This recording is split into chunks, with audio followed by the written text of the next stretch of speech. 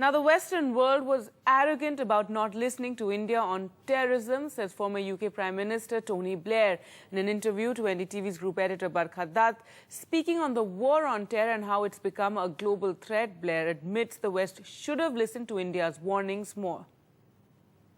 For the part of the world I come from, which is South Asia, which is today at the epicenter of so many of these debates, with Pakistan and Afghanistan being really serious issues for India, you write in your book about how you had, in a sense, perhaps underestimated the threat of radical extremist Islam, and you only grew to understand it over the years.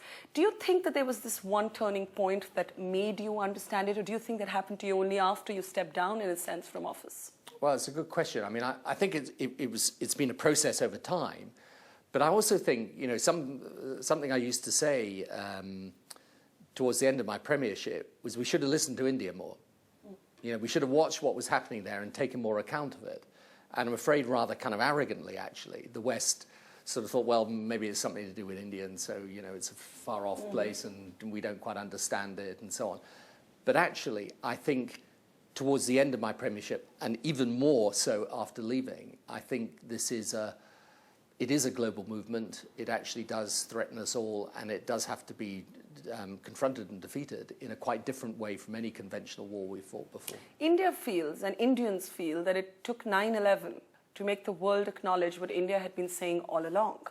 And to that extent, India also believes, and this is irrespective of which government is in power, that the world has not responded firmly enough to Pakistan. Now, you make a reference in your book to your meeting with General Musharraf, to terror groups operating out of Pakistan, but you do draw a distinction between terror emanating from Pakistan and the entire Pakistan establishment being complicit in that.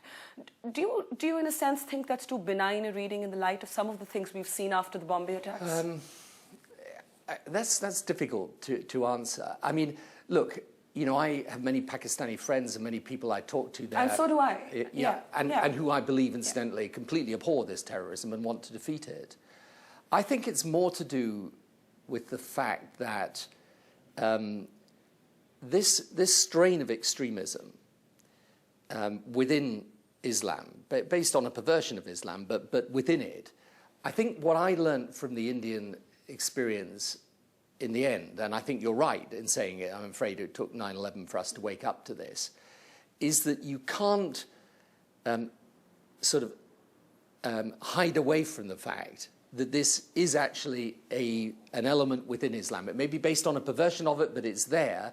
And what it does is, it's not merely that it expresses itself in acts of terrorism, it expresses itself in a narrative of extremism about society and about relations between countries and people of different faiths, which is, I think, fundamental and has to be confronted. Now, I think that narrative, unfortunately, is there as a strain within Pakistani society.